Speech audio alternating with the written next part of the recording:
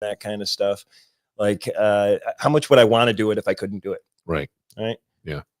I think you'd want to do it a lot. I'm thinking two things. One, I didn't have the camera where I wanted it. And two, this is how my mind goes.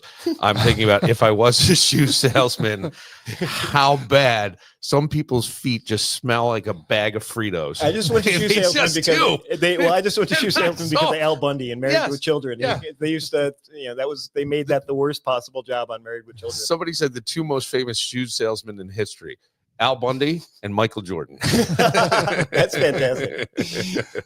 So what do you hope people take away from the book Cliff Notes? I hope that, I'm hoping to appeal to a couple of different audiences, right? Yeah. I think that I'm hoping that some people can read it and just enjoy the adventure and the story. It is. And boy, you get sweaty in that first chapter. I got sweaty when I was up there. I can imagine. And then the other thing I'm hoping is, for some people who want to think about some other things a little bit more in depth in terms of just consciousness and all the quantum stuff going on around us and the power of gratitude and some of those things that were really poignant and important for me while I was up there and experienced that story. I am hoping that it prompts them to look into some of those things, right? So I cite some different books, work by Larry Dossey called One Mind. We talk about Dr. Emoto's work and Vita Austin's work in water and water memory. And so on one hand, I'm hoping people just enjoy the story. I'm hoping maybe a percentage of those people say, this is kind of interesting, and look into some of the other work of those folks. It's deeper than just a story, right? And I think that you said you were questioning your place in the universe since your father had passed 14 years prior, and just kind of what the importance was and all that. And there is something that I get out of the book, and I hesitate to ask this, but I will, because that's what I do. I'll ask it because you talk about being a diabetic. So imagine you're on a cliff. I don't even know what the dimensions of this thing is, but I'm picturing something that may be 6 feet wide. I don't know. No, well, it was actually, so there wasn't even really a ledge. It was, Walter, my dog, was on probably half the size of the cushion on your chair. Oh, wow. He was kind of half on that, half off of that. I not sure how he hung on there as long as he did. And then I had one foot kind of stuck in a crack in the rock, and then one foot was on a little twig of a tree that was kind of growing out from the cliff. And so there wasn't even really a ledge. And yeah, the diabetes certainly came into play. My sugar was going down despite the stress. And so I had to call for my wife to throw me a Cliff bar. And then the whole, just how's she going to get it over, and what's going to happen, and how do I do it? That if I'm I mean, like all these things, and it's so you're right there in that moment, but all these things that you start to think like, well, I'm bigger than, I think those moments, those scary moments, and you hear people who have had the near-death experience. I don't know that that's exactly what that is, but damn close. Inches, centimeters, I don't know. I think you start to kind of take a little stock in, well, what's really happening here? Right. What's really happening here? Yeah, the difference between my experience and a near-death experience, right, is I didn't actually die. Right. And so... and perhaps Scott will talk a little bit more about that when we get to talking about some of that stuff. I think it's kind of equivalent to awe, right? If you've ever been on top of a mountain or whatever gives you awe, whatever gives you that sense of awe, there's plenty of research now that suggests that, this sense of awe being, that being part of something bigger has tremendous therapeutic effects. And I think that's what I felt. I wouldn't have chosen to feel it that way, but I think that's what it was. Yeah. I think that I would agree with that. As you're saying that, I was just thinking I was having a discussion with my sister who's into, I want to say this, but life. And she was telling my son about the power of meditating with other people, only because, and he was like, I don't know if I can do that. And I was thinking, I don't know if I could do that. And she said, it's just that the energy is higher and you tap in. And I think my kid went, yeah, but then they can read your thoughts. And she said, no, they can't. No one can. But it just helps you. And just as the collective. But you're right. We feel bigger responsibility. I think one of the things that I took, and I don't know if this was even a purpose, but I see you, Dr. Rice, as a guy who's making hay while the sun shines, if that's fair to say. The idea of how the diabetes in your mind is almost a shot clock. I don't know if that's fair to say or not, but you're doing the 46 with your daughter because for two reasons. One is she's going to sort of grow out of wanting to spend time with dad so much, and the other is I don't know how my body's going to be. And I think that's amazing. I think that we should all think that way because the journey ends, right? The journey ends, at least here, and then where you go next is different. But what do you want to do while you're here? Yeah. Well, yes, and right. One of the things that, and we'll probably talk about Dr. Deep at some point during the podcast, but one of the things he talked about during his last visit to the St. John Fisher University was this idea of meditation and mindfulness not being about completely being in the moment. It's about recognizing. It's almost more like driving, right? You know where you've been, you know where you're going, and you're cognizant of everything that's around you in that moment, right? And I think that takes a lot of practice, and I think I don't know. I probably am trying to make hay while I can, and I think you and I are in a similar place in that regard, right? We get to a certain point in our life where it's like I got to go now. Yeah, like I don't know why. I thought about screw it, right? Like what the resist like that book, right? The War of Art. Yep, right? The War of Art. That's resistance is so real. It is, right? And so it becomes lazy. Like I could feel it today, and because I had done it for a while and then stopped for a while, and then I saw you guys, and Scott said, Dr. McGuinness said to me, we should do first names in here. Right? Scott, I don't know. I don't know. I just look at it this way. You guys have done something I haven't done, and I think it should be recognized. That's pretty impressive. My students generally don't. I want my students to call me Dr. Rice, but every once in a while, they'll say it, and I'm like, oh my God, you respect me. Yeah. And I'll say that out loud in front of everyone. To get a doctorate, it's a lot.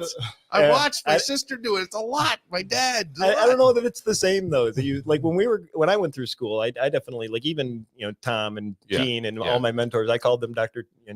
Williams and Dr. McCabe and right up until I finished my doctorate. I don't know that like. Our students definitely don't. It might probably the culture that we've created, partly the culture. Well, that's not necessarily a bad thing. It might be a little more casual that they're feel free to talk because it is a psychology classes, right? I mean, I think counseling. Counseling, and there's both sides. There's two sides to it. Yeah, taking everybody comfortably. Well, I only say it because I just think that it is an impressive thing to do, and I have people in my family who have done it, and I know how much work, how much work goes into that, how much time, effort, money, all that. Money for sure. Yeah, money. Definitely wouldn't want to do it again. That's for sure. Yeah. Probably wouldn't have done it if we knew what we were getting into. It's one of those things where you look back and you're like, all right, I did that.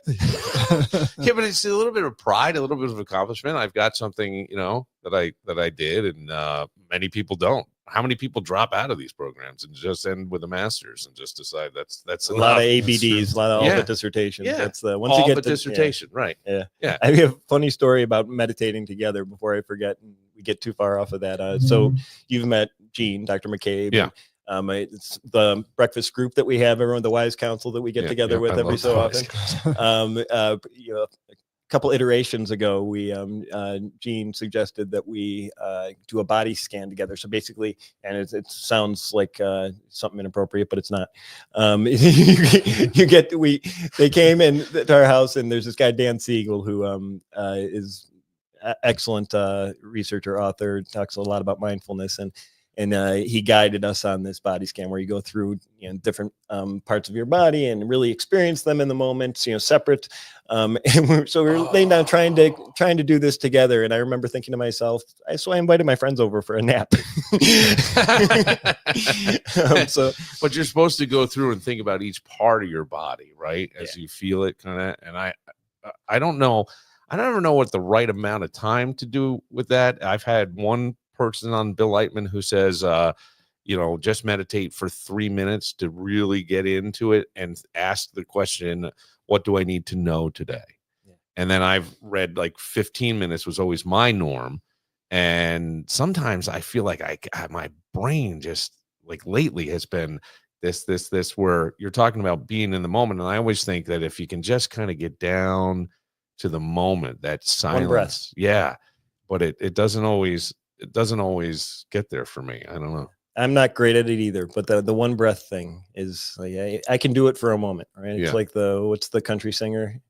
And not as good as I once was. Oh yeah, Toby Keith. Yes, right. Love So that yeah, song. I always loved that song. So yeah, I'm not great at it either, but I can do it for a breath. I can do it for a moment, and sometimes that's enough. Yeah, sometimes that is enough. Well, Dr. McGuinness does a lot of different things. Do you want to talk about the course you guys are creating? Where do we want to kind of go with? When we talk about the course, I think it's pretty neat. Yeah. And I'm grateful that we're able to do it. And that's a big thanks to Rob and our dean for allowing that to happen in our nursing school. How do you pitch something like this? Well, tell what it is, because I know I mean, for me, it was really easy. I said, "Hey, Rob, is this okay if we do this?" And he was like, "Sure, why not?" One of the benefits of having someone who doesn't, with a lot of ambition, who doesn't know what he's doing. It's the greatest thing in the world.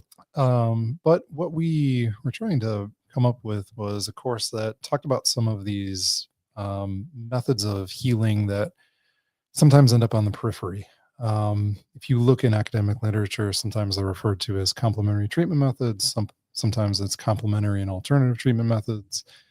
There are universities out there, like University of Arizona, for example, and also some pretty heavy hitters in terms of research, hospitals like Mayo Clinic out in Rochester, Minnesota, that are really interested in some of those complementary methods. And what we were talking about, things like energy healing, things using hypnosis, acupuncture, anything else that is a wellness modality that you can put in there that is hopefully going to have some kind of positive effect for somebody. So, wow, that isn't taught anywhere really that I know of. And as you're saying this, I remember I thought some of the hospitals around here were doing migraine centers for migraine headaches. That was soft music, soft lighting, and breath control, and trying to get you into a place. Sometimes medicine was needed, if it were even intravenously, for people who had really bad migraines. But I remember being in there twice, once with my wife at the time, and I think maybe for myself, and it was just impressive. It was just different. Right, that's normally not. It's bright lights and a doctor in a lab going, "Well, I'll try this," you know what I mean? And that, I thought that was different. I like seeing that there's some acceptance of that, and certainly it seems like, at least with acupuncture, more the Eastern world had always accepted this sort of stuff, and yet the Western, I don't know why sometimes we shy away from that. Yeah, I think there's a lot that can be said about that, and we could certainly go down a rabbit hole talking about those things. Just differences in cares of modality and philosophy, and the way we operate with healthcare here versus in other areas. Might be a good time to transition and talk about some of the things that Dr. Deep does, because there's an integration that seems like it's happening in India and different hospitals and schools with the Nadi water. So it's really a convergence of modalities when you're taking the East and the West, but there seems to be a separation here. I think one of the main things that I wanted our students to understand is that this doesn't have to be an either or, it's an and with. So if you've got the potential to heal through an Eastern method, absolutely take advantage of that. Help your clients pursue that if they're interested in it. If they have an opportunity to go down the traditional Western route, absolutely go down that path. The object is you want somebody to get better from whatever they're struggling with. And if you can achieve that with Reiki, something like that, great. If you can achieve that with standard pharmaceutical prescriptions, awesome. Go and do that. But opening the minds of some of our students who are there, who have an interest, but maybe just don't know where to go. So we can talk about some different methods and point them in the right direction. Like with things like Reiki, I'll ask this because my mom's level 3. I don't know how many levels there are. Is there a master? There's only 3. 3, and then there's like a masters or something. A little bit in addition to that. So I had her do Reiki on me once, and I was telling you before Dr. Rice showed up that I couldn't. I was like, I was crying, but it wasn't boo-hoo. It was just flooding out of me. Like I couldn't stop. I couldn't even really see. I had to sit and wait like 10 minutes before, because it was right before I was going to drive back to Rochester. And I thought, well, that's weird. But I sometimes wonder, with that kind of healing, Mhm. do we have to have a belief in our mind more so than the chemistry? Because the chemistry, like if I go and I get a pill for something, it works, but maybe it only works until I stop taking it and then I get sick again. I don't know. I'm trying to always think of that, because I think that natural energy healing is a very, very real thing, and it's here. But sometimes I wonder, and I think most of that comes from even like Jesus putting the ear back on somebody and going, don't tell them I did this, because they're going to put doubt in your head, and you're going to, and then it'll fall off. So that would be the mind. And I don't know where that all comes into play. Yeah, I don't know that. Say if you go and get a Reiki healing, or we can talk about the Bankston healing method as well, that you have to have that belief that I'm going to get better from this immediately. Yeah. I think you're going to benefit from it, whether it is an actual energy event, or if there's some sort of placebo healing that's going on right there. One, I'll talk about the Bankston method, just because I appreciate that there's an academic research base to it, where people in that modality were they were all biology majors, and they were trained to heal mice who had been injected with cancer. And all of the biology majors didn't have a belief that anything was going to happen. So the mice got better, and the biology majors at that point were wondering how that happened, because they didn't think anything was going to happen to them. They didn't think anything was going to happen to the mice, but they all ended up getting better, and they really didn't want to have any kind of part in it. They were just kind of coerced to be a part of the experiment, just to see what was going to happen. And when you talk about this experiment with the energy and the mice, where's the energy? It's from us, from healers? Yeah, it really depends on what modality we're looking at. So something like Reiki, there's this idea that it's coming from a universal source that never runs out. If you were to talk to Bill Bankston about where the energy is coming from, he said that he would probably tell you he doesn't have a great theoretical model for it. Okay. But he would say that he's seeing results with it. Yeah. So being able to put that together in terms of where it's coming from is difficult.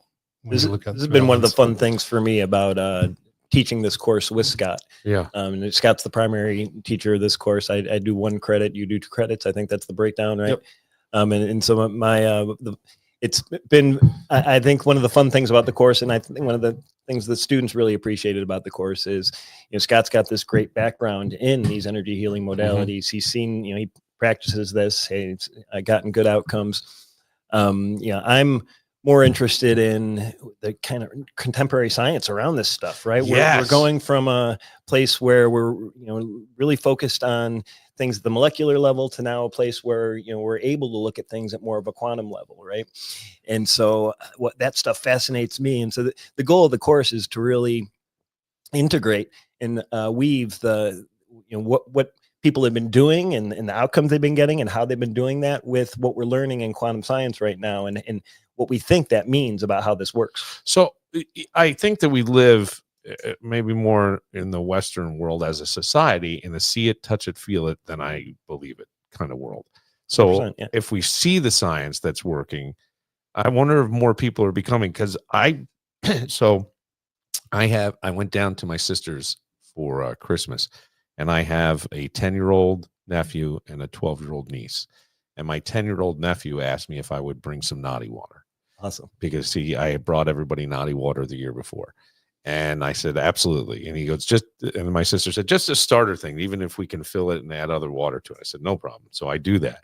And then my 12-year-old niece has all kinds of questions, but very analytical, in that she's saying to me, so you can't change the molecular makeup of water. So is it still water? Because it would be like a slush of it. And I said, no, there's energy. And then, so I'm listening. And I said, when you freeze water, you'll see the patterns of energy that are somewhat chaotic. And then when it's healed with, not healed, but when naughty energy is I was just going to say interviewed, and that's not the word. Infused, Integrated, integrated into the water, you start to see connective patterns, right? You would see more circular. So Vita Austin. So for people who are interested in this stuff, I would look up Vita Austin. She has some really cool work looking at intelligence and memory of water. Builds on previous work from Dr. Emoto, who had some really from Japan. Very interesting book. Took some creative liberties in publication, which is raised some skepticism around his work. And then Vita Austin kind of took it and tried to apply some more empirical methods to it, and but still very artistic and open-minded to water. And so she's done some really cool experiments, including with Nadi water. Dr. Deep and her spent some time together, and a number of experiments where they would take tap water and they would freeze it and examine the crystals, and then take that same tap water and charge it with Nadi and freeze it again. And consistently, the charged Nadi water would freeze, and there would be a image of a lotus on the water. And so nurses at St. John Fisher University have started to repeat this experiment, because we've got the Nadi route at St. John Fisher University, and Dr. Deep came and trained people on the Nadi approach. And so we've had nurses repeat this experiment, and they're sending me pictures all the time of their tap water before and after freezing. And same thing. It's I'll have to at some point I'll send you some pictures and you can put them on the website. Well, or something. I like that, because so as my niece is now, she's getting like annoyed with me and she's coming at me hard, and she's 12, and I'm going, okay, I'm feeling like a dummy here. But I said, they're doing Harvard University, I believe MIT has done some stuff. Maybe something. Columbia. I thought there was some place in the West Coast. St. John Fisher for sure, university. And I said there is an energy in it, and I said something about uncoded DNA. And how junk DNA and how we're finding it. And then I got a whole lecture on, you don't want to wake that up, because we have turned that off for a reason. You don't want to bring back these diseases and things that are in that DNA. And I'm going, okay. So I tried to just yes and, because I didn't, at this point now, the 12-year-old is speaking above my intelligence. I have no idea. But I am such a believer. I believe the Nadi water absolutely has energy and healing properties and holds an intelligence. But I think water as a whole, right? And again, I think Scott and I will have different perspectives on this, but hopefully complementary perspectives on this, right? Scott would can talk more about this in a healing setting. From a scientific perspective, one of the things I've gotten a chance to do since meeting Dr. Deep is interview global experts. So I went through a period of time where I interviewed people from Cambridge and from Harvard and from UCLA. In different modalities. One person was a cerebral spinal fluid scientist, and he studied how Nadi water, when infused into cerebral spinal fluid, would change the dynamic of how that cerebral spinal fluid was absorbed and what it did. And he looks at all the different sensors and stuff in our nervous system that respond to cerebral spinal fluid. And then that was Dr. Moro Zapatara. And then Dr. Madan Thangalavu from Cambridge, he's a genetic scientist, and he studied this junk DNA. So he's looked at how Nadi water and other forms of energy healing can actually activate and deactivate certain genes, in particular, this junk DNA that we didn't really understand how it worked before. Okay. It's amazing to me. And I love knowing that there are, for those who are maybe more skeptical, the science behind it. That's where I think that changes people a little bit, right? Because again, see it, touch it, feel it, world, the reality. But anything I have become such a believer that we live our life in our head and our mind and our perspective. You just read another book that we talked about that gets on that a little bit, right? Don't believe everything that you think. Yes. And right. And that even goes back to, because I had for a while read a lot of Thich Nhat Hanh, who is a Vietnamese Buddhist monk who was kicked out of Vietnam, and but very interesting, and along the same lines of, at least that was sort of my introduction into all this. I don't know what I call it. I just think it's life. I think it's real and it's there, and you have the power, and whether or not you decide to tap into that is I think your choice. one of the reasons it's cool is because we don't have words for it, right? And that's one of the reasons why it's hard to, really teach about some of this stuff. Is there aren't words to explain some of these things. I think we're finding them. We're coming to a place where we're able to understand it a little better, but maybe we're not supposed to. I don't know. Yeah, I would love to. Am I allowed to just sit in on a class? I'd love to. Absolutely. I would love to just see great. and just hear. I think that sounds. I think it's really interesting, and I love that the School of Nursing is open. I love that St. John Fisher University is open to all of this. They've been very accepting. The dean's been super supportive. We had every time Dr. Deep's come, she's arranged for him to present. And now we've got a training that Scott's organizing this summer. Yeah, we're working on bringing more energy healing modality trainings to our students, and hopefully that's going to happen within the near future. So we've had a number of students go off and pursue their own energy healing training after that class in particular, just because they had some really neat and interesting experiences while they were in there. So rather than have them go off to other universities or training centers, just let's start bringing more things in. I think that's my. What is? May I ask what healings will? Well, right now, I would love to have a Bankston healing training at St. John Fisher University. Bankston was what? Reiki? I don't. It's just his own thing. It's a separate modality. William Bankston was a tenured professor of sociology and just an incredible statistician. And he had an interest in healing, and he ended up meeting a healer years and years ago. And this healer was somewhat afraid of their powder that they had. Yes. So Bill was able to take that method, test it in a laboratory setting, saw some really, really interesting results with that. And that's where this line of academic publications started to come from, injecting mice with cancer and seeing cancer remit in those mice, and then going off and training people how to do it, and having really interesting anecdotal results with inflammatory conditions, assorted cancers, things of that nature. So you would train students or anybody who takes the course. Yeah. Well, what I would say is we would bring in the trainers who are doing it every day, who are really enmeshed in whatever method that they're using, and then just make that available for students, make that a little bit more accessible, because it can be can be intimidating if you're going into that world and you don't really know which direction to go, because there are so many different healing modalities out there between Reiki and quantum touch and healing touch and the Bankston method, house life regression hypnosis, all of those things. Yeah. So, Nadi, of course. Yes. So the Bankston method would be possibly, I'm asking this, taught at St. John Fisher University. That would you at the end be yourself a Bankston healer? With the way that their training is set up, you don't walk away with a certificate saying I am like an officially approved Bankston healer. Right. That's different than something like Reiki, where you get certificates at the end where you can say I'm Reiki 1, 2, 3, right. 1, 2, or 3. But you can say that you did the training and you've been practicing, but there isn't any official, you're a certified Bankston practitioner. You can read his book as well, The Energy Cure, and get all of the same information.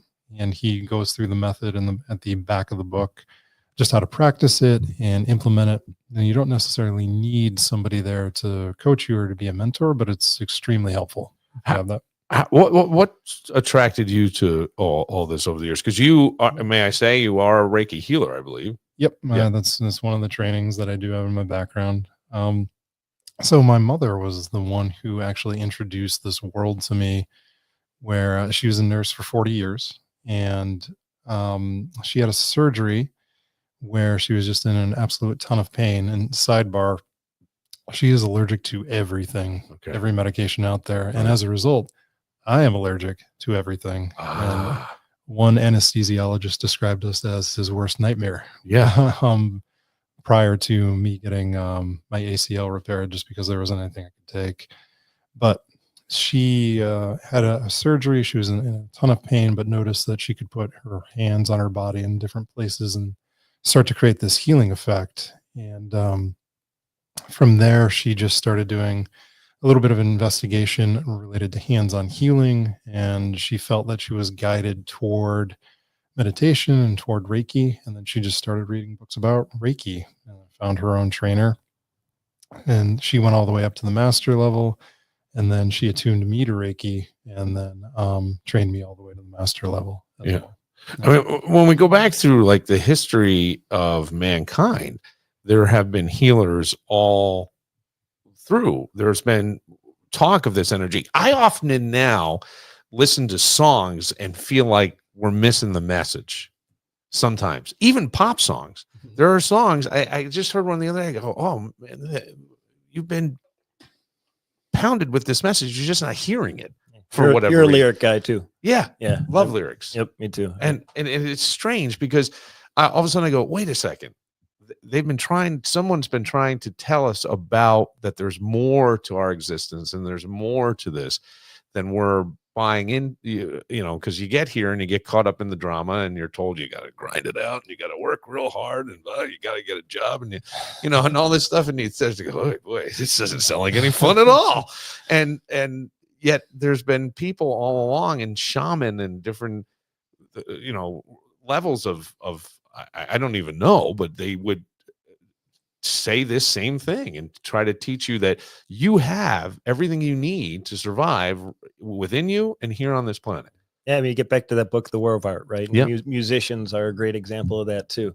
The musicians have this incredible ability to really harness the muse, right? That energy that create natural creative energy where you're getting ideas that you don't even realize that you had them before, right? Like they call them idiomorphs, I think, where you've got the idea that ideas themselves are alive, right? Right. That everything we need to know is around us, and that right. we're absorbing it more like lungs breathing in oxygen than the creators of consciousness, right? And those things come out all the time in music for that reason. I have several clients who are autistic savants, right, who are able to play the piano like trained pianists after sitting down at the piano for just like the first or second time, right?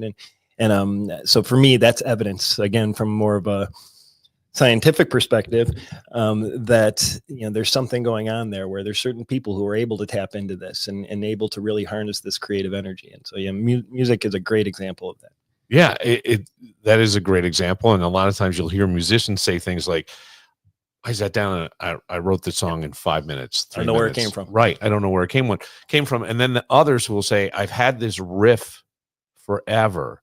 And then all of a sudden it just fit here, and it's just, it's strange, but I think all of us can have that. I'm starting to believe there are no such things as coincidences at all. I'm with you. I think that, likewise. I could not remember the name of the book, Don't Believe Everything You Think. Mm-hmm. And I had never read it, but I saw it. I was looking for gifts for guys who I do this, Billified with. And I looked down at the bottom and I saw that and I go, ooh, that's great. And then I pop it up. I'm reading about it. I go, this is fascinating.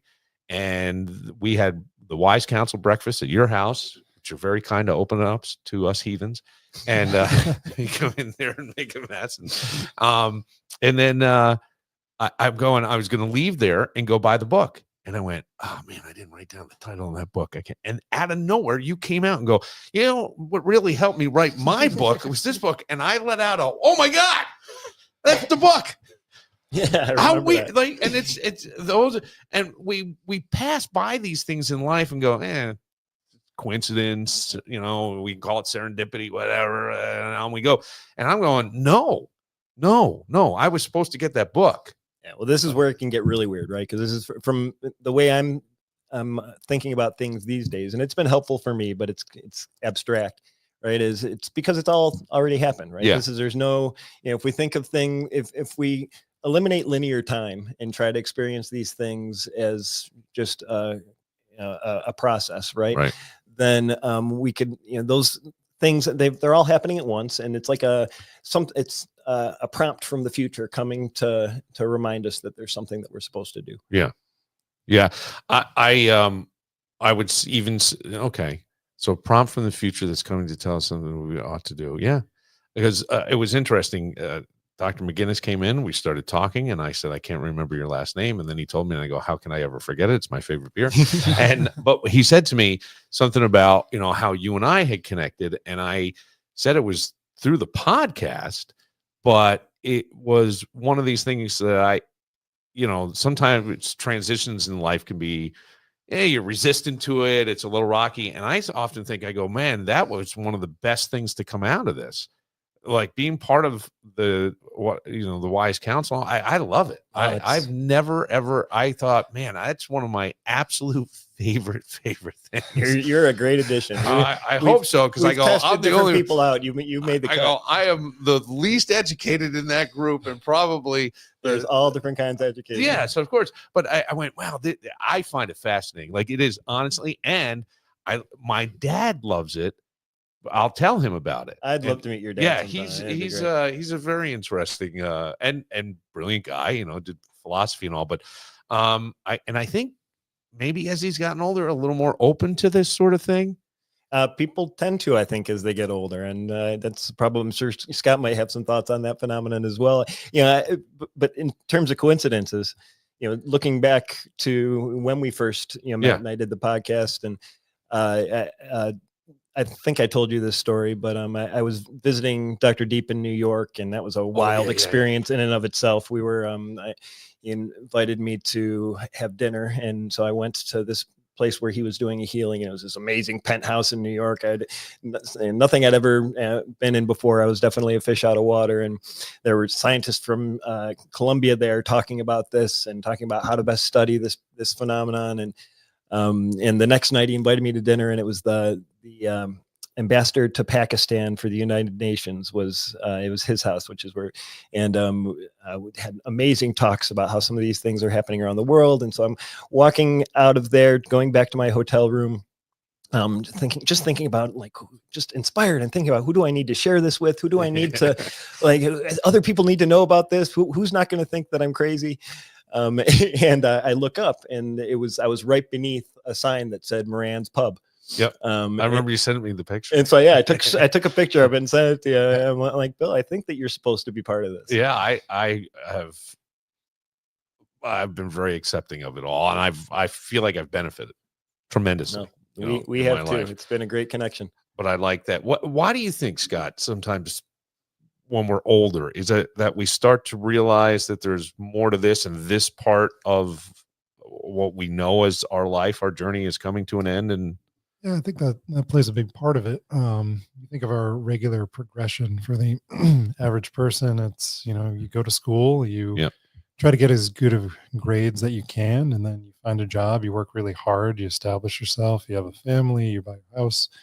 And then at some point after 25, 30 years of just doing the same thing, the grind, as we all call it, you might start to wonder if there's anything more beyond that grind, and just trying to find whatever that may be. I had a conversation in the not too distant past with somebody who had now retired, and we were talking about vortexes in Sedona, Arizona. And this is a person who I never thought I would have a conversation about energy with, but they were really interested in that phenomena. And they visited there, got a piece of jewelry for their daughter, brought it back for their daughter, and just started talking about energy. And I think that they just created more space in their life to be accepting of that idea at that point, to explore just different possibilities. So it could be a combination of factors that I've done the grind. I want to see what other meaning is out there, and what this is really all about. I've got a theory on that too. Sure. When people get really sick or start to lose their health, that's when they tend to pray. Yeah. Right. And so I had this conversation with Dr. Thangaloo from Cambridge, and this is just this idea of how it's kind of ironic that some of the same people who really discount energy healing and this type of approach are the same people who, as soon as they get sick, are going to go to church. Yeah. Right. Yeah. And so I think we have something natural within us that when we aren't well, I think our body knows. I think that it knows that what it needs, and it seeks it out. Yeah, I would absolutely agree. Yeah, that's interesting. I never thought of it that way, but you're right. And what's also interesting as you're saying that, because they go, well, you would go to church, what healing power is there? Prayer, and then it would be God. But we also have holy water. Oh, right? yeah. Again, water. I'm just saying, like, I not, but it's something there that would be either blessed by the divine or something that's supposed to, keep you there. I was always a little grossed out that everybody's hand went into it. That sponge was pretty nasty at the bottom of the so bowl. it's like, wait, I just saw you picking your nose. I just, but it's like alcohol. It sanitizes. Oh, got it. Yeah. Right. I'm not familiar. You said Sedona. I've heard it before. You mentioned vortex. I think that we all have a vortex, and in our vortex is 3 lifetimes worth of things that are coming to us, but it's over there, and you've got to find the right vibration, which sounds maybe strange to some people, but I always think that the frequency, and I'm even gotten so weird now that I think that when we die, that we are just on a different frequency. Yeah, that very well could be. We had this conversation with Deep at my house that one morning, Yeah. and he talked about the light energy and the death energy. And we had, so I forget who asked about death, but Deep goes, "Oh, death is so beautiful," and that's when he went on that. We have the transcript from that, right? And so, I mean, we don't think you're weird. You're talking to the you're talking to the right people. Yeah, I just think that there's a different frequency in that, and that it's all here, but we're just not tapped in, tuned in, and I feel like things, we've had many teachers come, right, over the years, probably the best known Jesus, only because, the Bible and the religions have come off of that. But they're all, they put a lot of, it's like they put a governor on everything he was teaching you. You know what I mean? You slow it down. There are these rules. You're going to be punished. No. Yeah, I remember getting so upset when I found out that I was skipping meat on Fridays for for most of my life, because there was a pope at some point who had a brother who was a fisherman, and they wanted to get the fish industry going better. So they said no more meat on Fridays. And so everybody started. Did you know that? No. I remember getting so angry about that. Because I grew up, I went to Catholic schools, grammar school, high school. Where did you learn that? Why didn't I know that? I'm disappointed in myself. Well, now you I eat pepperoni pizza but I was Catholic to the age of 7, and then more Protestant, which became such a big deal that my grandfather wouldn't talk to my mom for a year because, Southern Ireland and Catholicism. And I go, boy, no, God would not love your, no. I think there's ways to integrate this too, right? Yes. That's where I'm at now. And we have these conversations at our breakfast meetings, right? I'm still consider myself Catholic. Sometimes I'll say recovering Catholic, but not around my mother. I had that written in the book at one point, and I took it out because I'm like, I know my mom's going to read this. But I think there's ways to integrate this, right? Yeah. And Jesus talks about the Holy Spirit, right? The Holy Trinity. And so I'm often thinking about, where does water play a role in that, right? Huge. Like, and how does some of these natural phenomenon and all this quantum stuff that's going on, maybe Jesus was teaching about these things, and we just take it and we run our own story. I believe that. I believe that it's, we are made in that image, and you have what many people will say on a base level, your gut feeling or your intuition. I think that's God. I think that's what's telling you. And a lot of times when you think, oh, that didn't work out, well, maybe because you're trying to be led over here, but you're so stubborn. And I always think that you're so loved that no matter what, unconditional love is one of my favorite terms, because I always think it is one of the most impossible things for human beings. Maybe not. Maybe there's going to be somebody who's going, oh, no, but unconditional. Everything has a condition. I'd love you, but you're doing this, or I love you, but man, I get mad. And I always think the universe loves you so much that no matter what you believe, it supports. One of the things I've heard you say on the radio, which I have appreciated, and again, in terms of your frequency comment, and this is what's one of the things I think you bring to the table, right? You've got this history in radio and broadcasting, and you understand things from that perspective, right? And so I think that's all important, and probably part of the reason why you're able to engage in these conversations and think about things this way. I'd lost my train of thought a little bit, but one of the things that you say that I often appreciate is that you think that sometimes when children are born with severe disabilities and things like that, that the purpose is to teach us what unconditional love looks like. And I love that idea. I do, because I think that if I don't think creation ever gets it wrong. I don't know if that's even boy, tell that to somebody who's right. Yeah. And would never want to upset someone.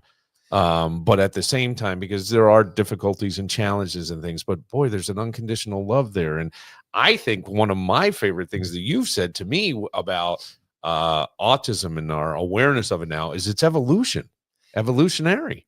Same thing, right? Like, I'd be careful not to say, like, if I'm sitting with a parent of a child who is severely impacted by that disability, and it sees it as a disability, there's some controversy and disagreement around even whether or not it should be considered a label or a disability. But when I'm sitting with a parent who's really struggling with a child who has autism, I probably wouldn't say that, right? I don't want to minimize 100%. But when I'm sitting with most of my clients who tend to be neurodiverse folks, right?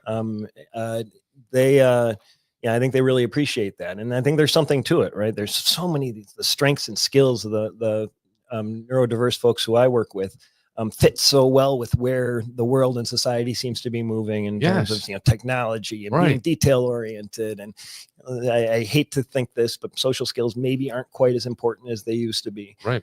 Maybe we need to recapture them in some ways, but for what it's, if nothing else, a lot of these folks are finding really, really successful pathways. Yes. And they're doing some amazing things in this world that we're in now. Right. I wanted to ask you, and I don't know, first of all, I don't want to hit on anything that or miss anything you want to mention either about the course. I'm just looking forward to having a conversation. Okay. We'll continue this in a couple Fridays. But here's one of the things, like, and I think, Scott, you're more of this thinking too, that there's, I was always taught, and I even think in my church as a kid, they would say it would be selfish to think that we're the only creation, that there aren't aliens or anything like that, which was always something. But there are those that believe the thing that, I mean, I think, what are we, one chromosome away from a certain kind of chimpanzee or something? Yeah.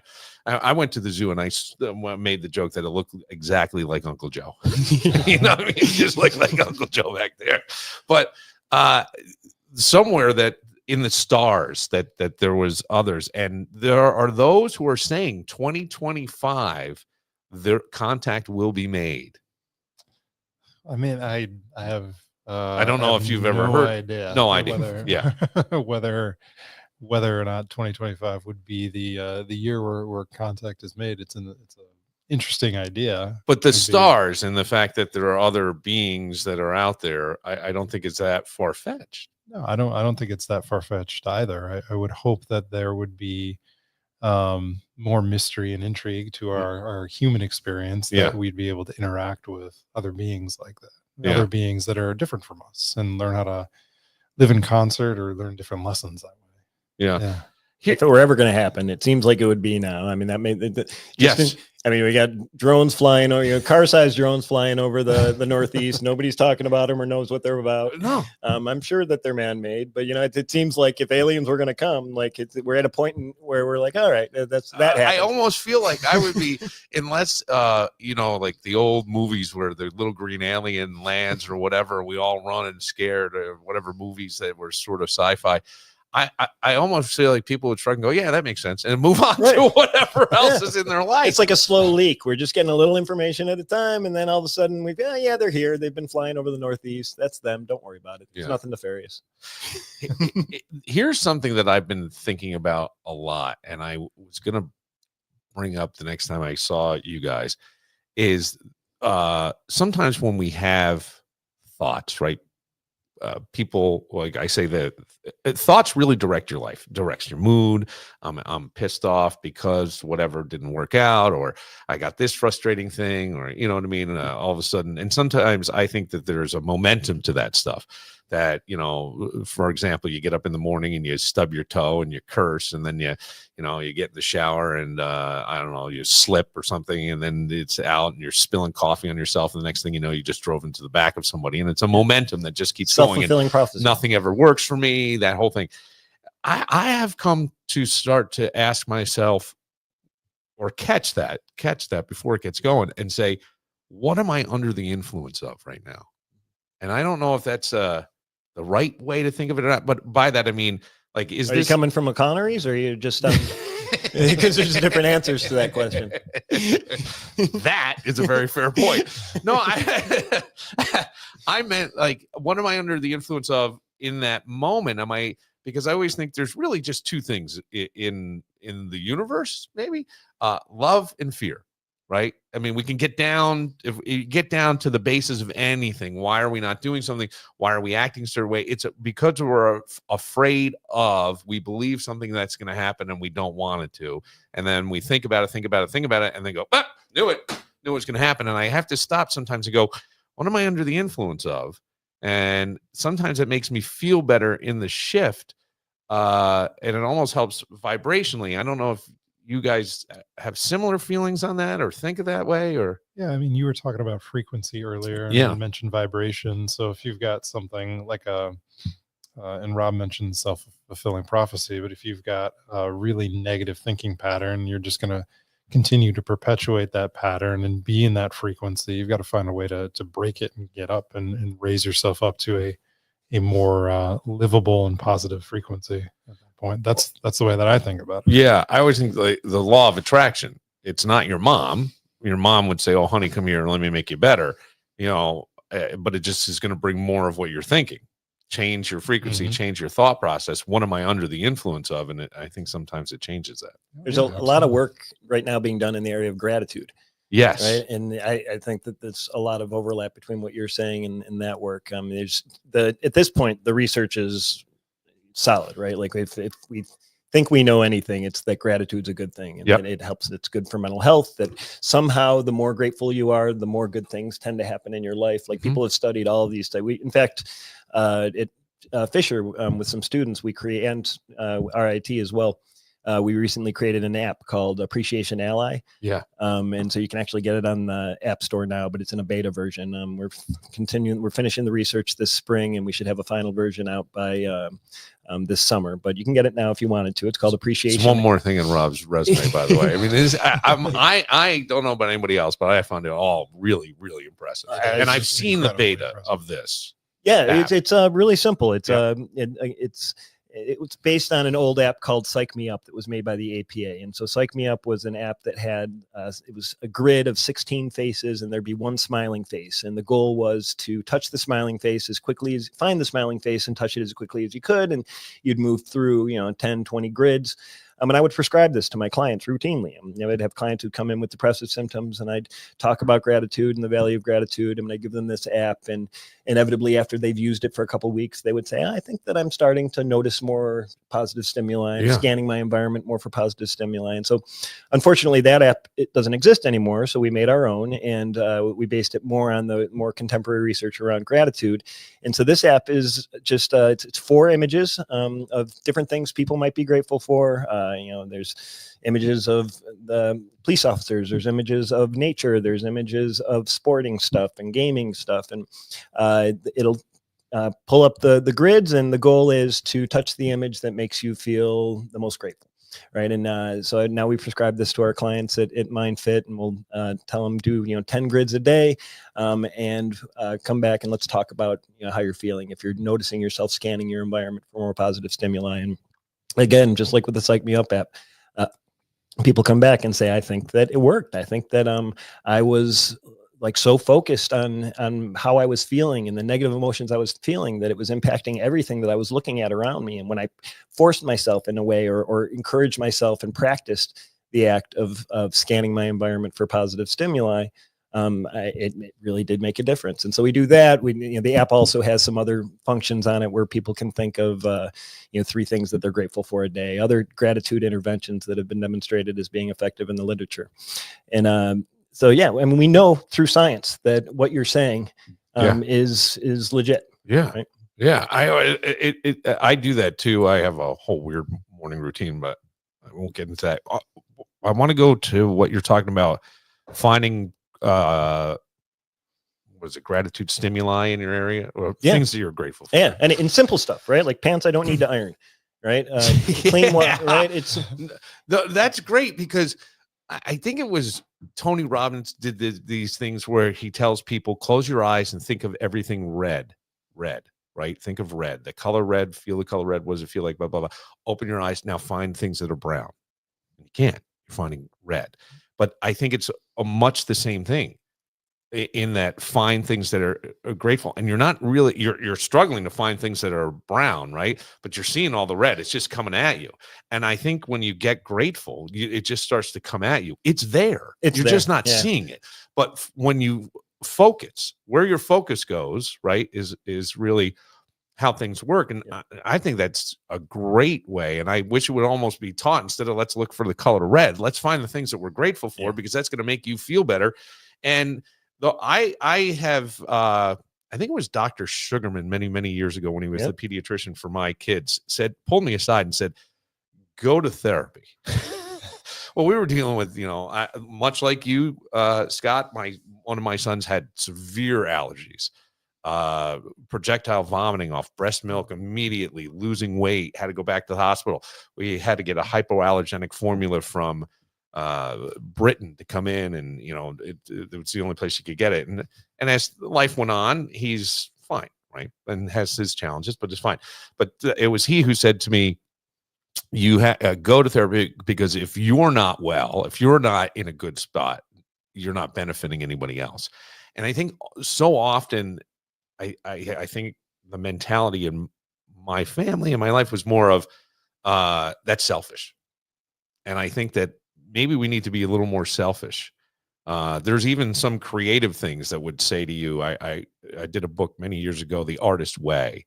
I don't know if anybody's familiar with The Artist Way, and it's more about helping people break through and write, and you do different experiments and things in there. But one of the things was an artist date, and you took yourself on a date, which I know sounds really weird, but I love art. It's something I don't really talk about. I love classical music. I would go see the symphony by myself. I'd sit way in the back because I didn't want people to see me. There's this weirdo walking down. I would go to the museum. I would go up to botanical gardens and things. And I'm telling you, that stuff is so restorative. And when you talk about appreciation, you're just looking at it because you love it. There's nothing better. And those things I think are lost. But if I was married at the time, I wouldn't say where I was going, because I knew it would piss her off. Well, it would piss anybody off. But hey, listen, I need a little while. I'm going to go take myself on a date. I'm going to have a delicious cup of coffee or a nice IPA or whatever. And I'm going to look at this stuff. You can't do it, but you should. But I really think you should. I sent you that podcast that I think you listened to the other day, the Huberman Lab podcast. I listened to it all the way back from Jersey. And they talked about delights. Yep. Right? Like, delights. They liked that even better than gratitude, because I forget how they worded it, but the idea was I think much like you and I with manifesting, it became like a buzzword, right? And they were saying, but the delights are something that are a little easier, because it's the small things like my pants that I don't need to iron. Right. Yeah. Yeah. And when we don't notice them enough, we don't pay any. There's always something to complain about, and there's always something to be grateful for. Right. Yeah. And if you can make the choice, and this is something you say a lot too, choose the better feeling thought. Right. For me, it's almost always on that continuum, right? It's either I'm something I can complain about or something I can be grateful for. And if I'm conscious enough that I can make that choice, I'm trained myself to be grateful. So that's why I've started asking myself, what am I under the influence of? Because sometimes when I get mad at myself and I go, well, choose the better feeling thought. Well, I can't right now because this is what is in my head. And then I'll have to go, well, what am I under the influence of? What's really happening here? What does this mean? What does this emotion mean? Right. Yeah. And that it's temporary. Right. Like, so it's okay to feel it and remember that it's temporary. It's like stubbing your toe, right? If you stub your toe, all you can think about for the next 5 seconds is how much your toe hurts. Right. And then it passes every time. Yeah. Right. And emotions are the same thing. But we don't learn that. In the moment, we think this is the worst thing that could possibly happen. We don't. And we repeat that pattern over and over and over because it becomes so familiar. And I have a son who can really feel things. I would love to know what, like, real energy stuff. If he's, I don't know, empathic. When we say empathic, some people just absorb everybody's energy, but I would think that's got to be problematic and exhausting at times.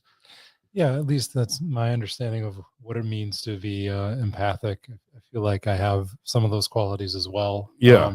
Picking up on other people's emotions really easily and just absorbing that, and it does weigh you down a little bit.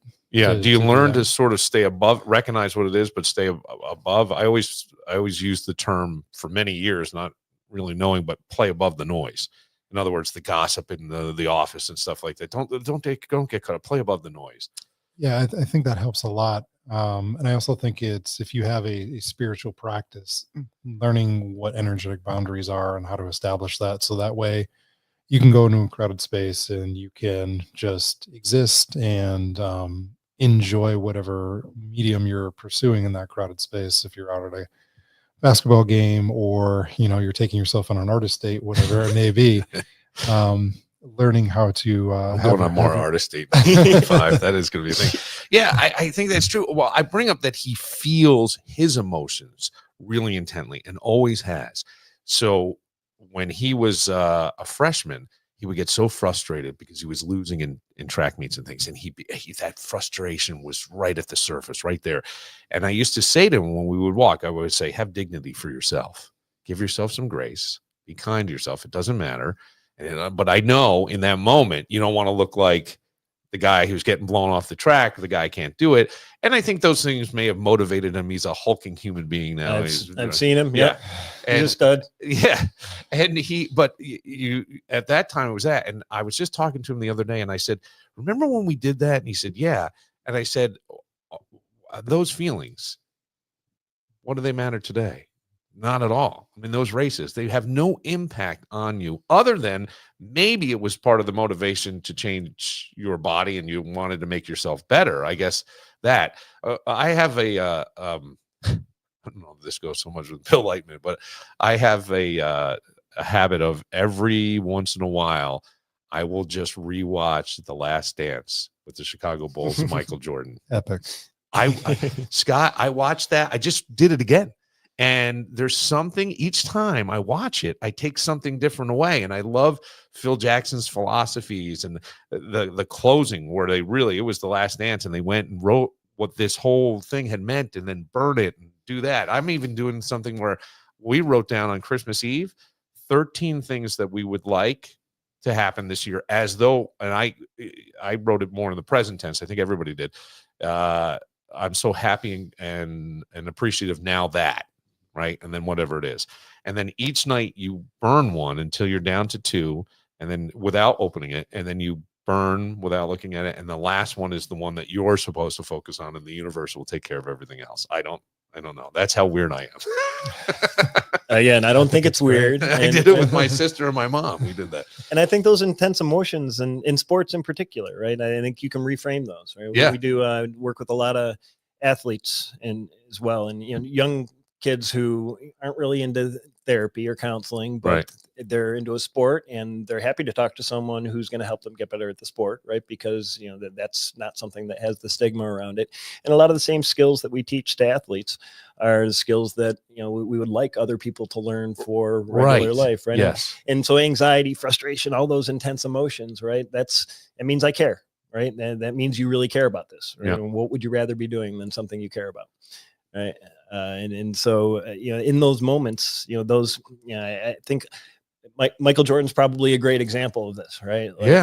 He would purposely find issue in something that other people are. He would always had to have a grudge. Always had it. Right? It gave him that edge, and I don't know if that's healthy or not. That's what I struggle with. Find a reason to really care. Like I think he was such an elite athlete, right? He was so good. Like the basketball wasn't even really a challenge for him anymore. He had to challenge himself in other ways, and so he found other ways to really care. Yeah, found other ways to really care about those moments and the negative emotions.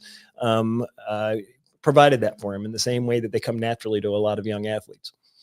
That's interesting, because I also loved in that too, where somebody said he is one of the people that is truly present, where everybody else isn't. Like that last shot isn't even in his head. It's what's going on right at this moment. Yeah, and he in a different movie about him, Michael Jordan to the Max, he talked about the integration of Zen Buddhism, much to the influence of Phil Jackson, and how he in his mind has gone through scenarios and scenarios and scenarios, so that he's not afraid to fail with it because he's already failed, but he's already succeeded with it as well. So for him to get into that last moment, it's just like he's already run through it. You know, whatever is going to happen is going to happen. I'm going to put my best foot forward to make it successful, but if not, next play. Wow, I didn't know that. What's the name of that? Michael Jordan to the Max. It was an IMAX movie that came out in the late 90s after his tenure with the Bulls, before the Wizards. Before Wizards, Jordan. whatever that was. I mean, even they are not terrible.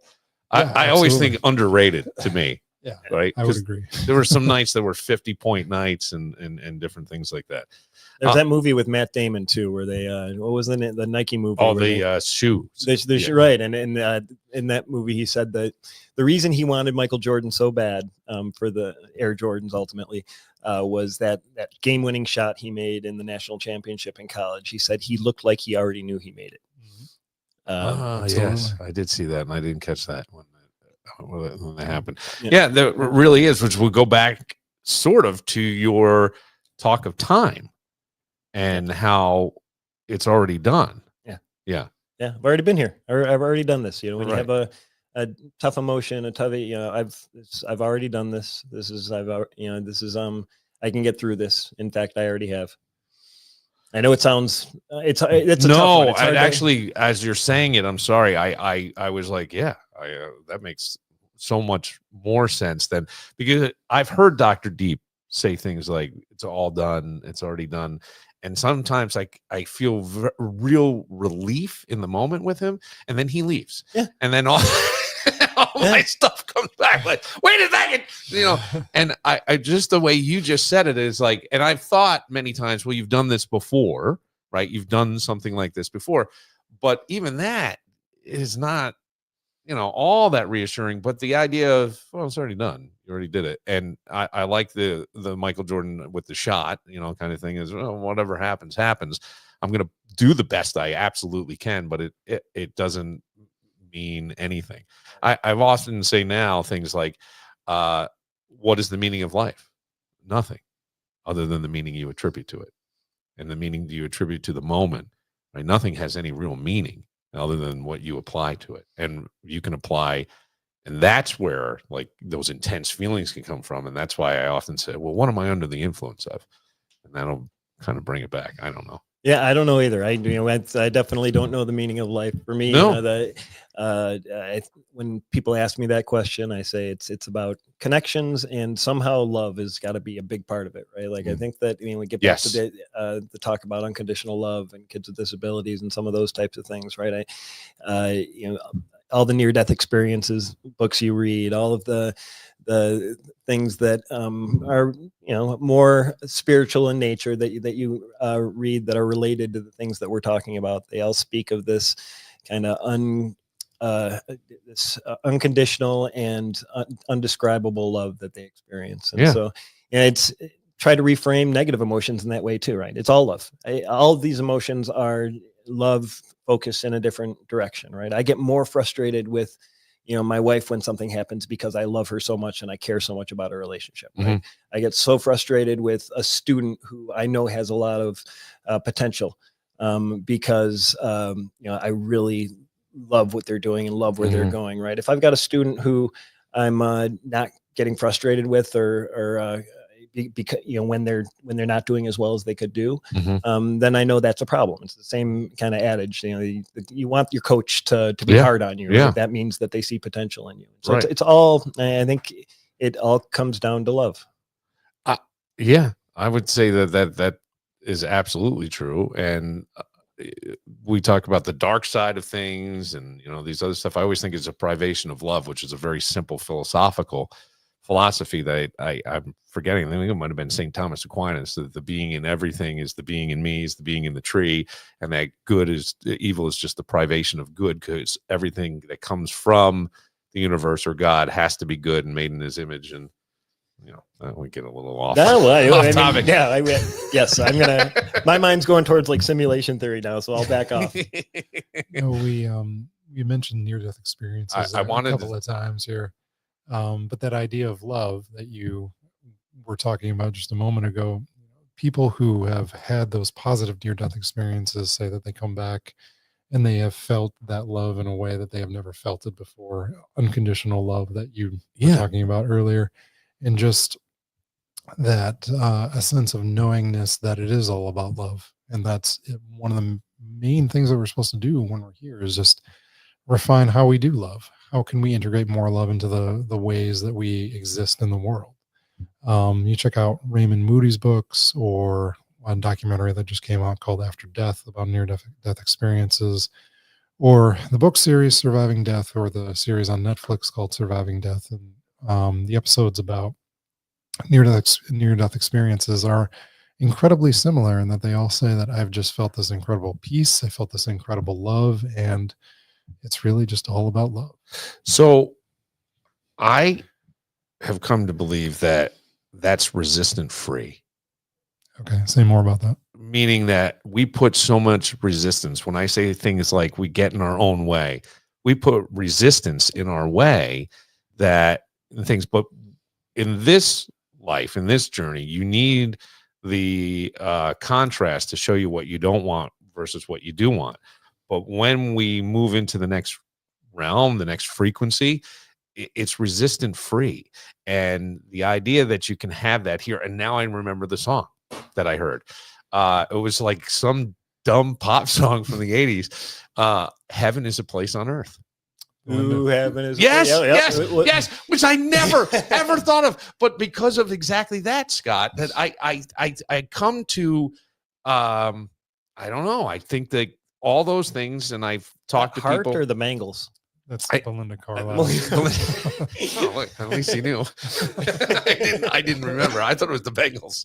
I would have gone with that, or the Go-Go's, or something. I was just naming every female rock band. But I heard that, and I was like, it might have been on the 80s channel on Sirius, and I went, oh, we've been getting these messages all along, and that you can have that now if you just open yourself up, be more grateful, find the grateful things. Life could be a breeze for everybody. It's kind of your choice. I think I'm coming to believe. I don't know.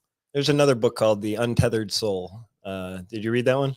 No, but you've recommended it to me a couple of times. I haven't added it to the stack yet. But I'm saying it speaks to that point, right? It talks a Yeah. lot about how we can experience that on Earth. I struggle with it. Like I appreciate it, and I think I'm getting better as I get older at having moments where it actually feels like, okay, I'm doing this. I'm living resistance free in this moment. Yeah. Right. I would, like you said before, The I don't know thoughts that are resistant. we're not supposed to always be that way right now. No, Right? and I think the contrast shows you what you do want and what you don't want, and what go more towards this, what the better feeling thought. Did I show you feeling. the image, the picture of quantumly entangled photons? No. Can you Google it? Yeah. Google a picture of quantumly entangled photons. Quantumly entangled photons. Okay.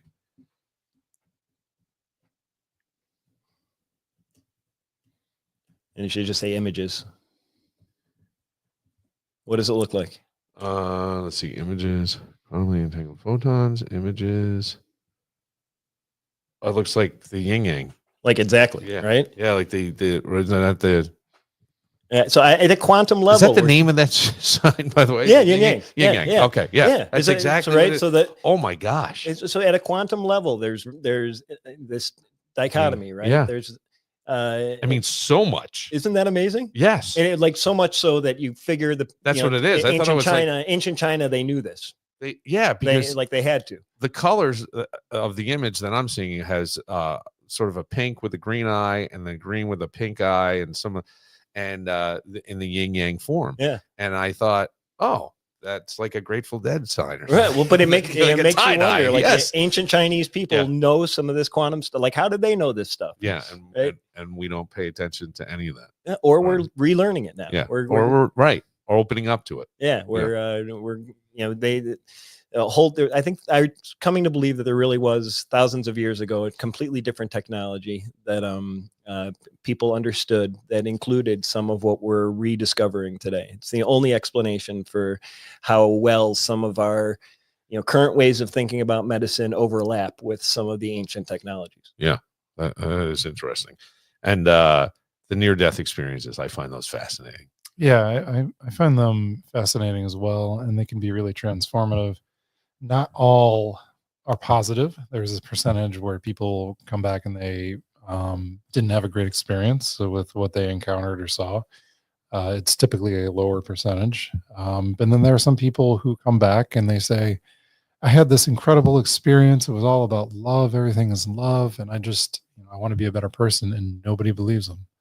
And then they don't have anybody to talk about. So it becomes incredibly isolating for them as well, which is unfortunate. Yeah. You got to be very secure in your belief, right? I always think like the belief is just the thought we think over and over and over. If you start to think that no one's going to believe me, well, then no one's going to believe you, but you keep going forward, and eventually you find, I guess your tribe, so to speak. So the Proof of Heaven book, was that the one by the neurosurgeon? Yep, Evan Alexander's Proof of Heaven. Yeah, I remember that. I'm really enjoying that one. Are you reading it right now? I read it a long time ago. Okay, awesome. Yeah, it's a great read. All right, I have to ask this, and then we'll kind of close it out. This has nothing to do with what. How many books a month do you read? Because I'm trying to read all these books and I can't keep up. But I'm like, I must be dumber than like you. Honestly, these days probably not that many. I mean, I'm writing more. Probably, I think I try to read a little bit every day, but not much. Yeah, me too. I try to more about 20 minutes. I see reading as sharpening my tools more than anything else now. Right. Dr. McCabe says this a lot. He's in his retirement become a woodworker, and he says that no matter how much time you spend doing woodwork, you've got to factor in 25% of your time is sharpening your tools, right? And so if you spend a full day, doing woodwork, you're spending 5 hours because you're going to spend 20% of your time sharpening your tools. And I see writing and reading, and I put that in that same category. For me, reading is sharpening my tools so that I can write better. Yeah. Right. And writing, oftentimes, this whole book was just intended to be an exercise in sharpening my tools. I didn't know that when I started, I didn't ever think that I would publish it. I thought it would be more something for my family, a way to kind of that's great. Remember this. Yeah. Probably the craziest story I'm going to told so well. I like the way you move things around in the book. From the manuscript. Well, and that was all sharpening tools, right? I gave it to people like you and the other folks who we meet with. They, one of those folks, Dr. LaRue, he got back to me and said, I'm really having one of the earlier versions. I'm really having a hard time following, this and following where this is going. Maybe, maybe you could organize it a little bit differently. And so I took that feedback to heart, and then the current version is much different than the original one. I loved the chapter, like just opening up on the cliff, to me was like a big difference. More powerful.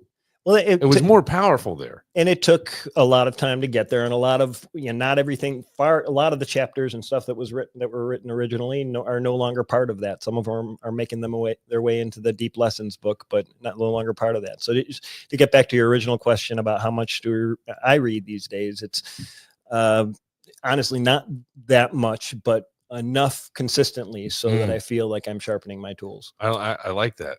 Yeah, I'm gonna put myself in the enough consistently piece as well, just because it's hard with I've got 2 young kids who I spend a lot of time with, and they're awesome. I'm trying to do a little bit more writing because of Cliff Notes and helping edit some of that as well, and Rob's influence, of course. And you're going to get tenure. Yep, and I got to get tenure. So I'm plugging through articles related to the dark web and opioid use right now, and trying to get trying to get those published. So awesome. One manuscript is in reviewer hell right now, but I'm hoping that by the end of this semester that I'll have a little bit more information about. So one of the things I appreciate about Scott so much is he might be one of the most detail-oriented, kind of practical, logical people in one way, right? Yeah. And then and you're also one of the most open-minded people I Yeah, know in terms I of agree your with that. practice and the things that right. And it's this wonderful, you know, Yin-yang. it's yin-yang. It is. It is. He was the perfect person to read the final edition of this book, because I knew that you were going to be detail oriented and read it from a practical perspective, almost like an auditor, but at the same time, be very open-minded. And that's just such a wonderful thing about you. Oh, I appreciate that. And I appreciate just getting to be around both of you and the wise counsel. The wise counsel I love too. I think someday, and I don't know, because I know there's more that we haven't talked about that you do, and I don't know what you would talk about or not talk about, but I'd love to do like a one-on-one. If you were open to that. We're talking about Reiki and some things and other healing modalities and shaman stuff. And I don't know if you're I would love to talk about that, because I think what you're doing at the university, I love that. And I guess I'm more impressed with that the school itself. Like, you've really opened them up, Rob.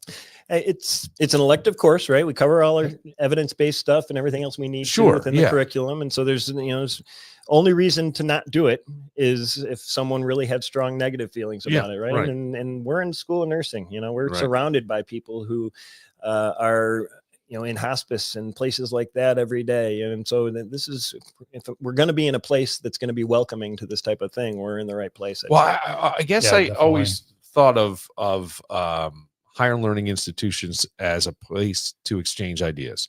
I don't have to agree with everybody, but most of the time, the exchange of ideas with evidence base behind it, or something to that effect, I always thought was really important, and it sometimes gets lost these days. And I love that St. John Fisher University, which I am a proud alum of the college, wasn't a university when I was there. Tried to get you in the Hall of Fame. So apparently it's defunct. It is defunct. It's defunct, and I found out why it was defunct and all that too. But I'm thinking at some point, if I was going to use the word manifest, if I could manifest things the way I really want to, I would love to bring it back, because it needed funding, and I think that was part of the thing. Like anything, right? Is funding. Let me just interject really quickly too. Both of you have mentioned evidence-based treatments and things of that nature. And we absolutely do our evidence-based mental health counseling, addiction counseling, adolescent counseling, every persuasion of it too. But there's an evidence base for a lot of the complementary treatment methods that we talked about as well, that also just doesn't get its it doesn't time in the sun. So we integrate that too as part of the course, and it's a big part of what we do, even though we do value some of the more anecdotal or phenomenological experiences that people have when it comes to these modalities. And I think that's really difficult to just ignore those as well. I agree. I think it is difficult to ignore them. And I think you're starting to see more what we would refer to as Western or modern medicine accepting or integrating or suggesting to people to try different looking at the whole person. Yeah. Dr. Deep is actually, his expertise is in what's called Ayurvedic medicine. Yes. Which is an Indian approach that really looks at the whole person, and it includes, evidence-based practice, and in some cases pharmaceuticals and things like that. But it's recognizes how all of these things can work together. And so I think at Fisher, we're doing a good job of trying to help make sure that people understand that there's two sides to healing. I think Clifton Springs Hospital has a whole sort of, I don't know that what you would call, but more this more natural healing than other places that I've ever. Most do. As I was just thinking, they do. That's. And in India, they have it within their 2025. I think it's their 2025 plan. I forgot it was 2025 or 2027 national plan to have nadi rods in every hospital and every school. Wow. Yeah. Okay. All right. And Fisher was part of that. We our work there was part of influencing that to happen. So it's wild. It is wild, because nothing happens by accident. Yeah. So all that's great. Is the website up where you can get? Yeah. So it's cliffnotesbook.com. Okay. And so I didn't know if it was live. You sent the. It's live. Okay. And so that if you go to cliffnotesbook.com, you can buy it directly through the publisher. You can also get it on Amazon. I think it's the same price either way. Amazon takes a big cut if you get it through Amazon. So if you got a choice, go through cliffnotesbook.com. Cliffnotesbook.com. Very good. And Scott, any Any things we need to be reading or looking for from your? Ooh, that's Is that a loaded question? what I would say is, if you are interested in energy healing, The Energy Cure by William Bankston, Bill Bankston, is a great place to start, especially if you are more of an analytical mind and going down that path. And if you're interested in Reiki, William Rand is usually the name that comes up for practitioners in the U.S. And there's hundreds of books I could mention right now, but I think those would be the two that I would put out there just to encourage people that they're interested in that, go and pursue it. Yeah, I think that there's more to this life and more to our abilities than we even know, and that was I think more out of the wise counsel spawned enlightenment in a sense. So I love that. I really I appreciate you coming in, Dr. Rob Rice, Dr. Scott McGuinness, on faculty at St. John Fisher University. Please go to cliffnotes.com. The book is entertaining. Cliffnotesbook.com. Oh, if you go to Cliff Notes, then you'll get like a which is actually Cliff's Notes, right? Is the original, like the yellow books that this is Cliff Notes. Cliff Notes Book. Cliffnotesbook.com. Right. Okay, thank you. Because you'll even see how handy Rob is, as we've talked about his writing and things like that. He even renovated the entire camper that you were camping in, like all that. That's my favorite thing. Yeah. See, working with your hands. I like that too. It's important. Thank you, gentlemen. And this has been another installment of Bill Lightman. It'll become its own thing in 2025. And I will see you tomorrow. Step on up, step into your power, child.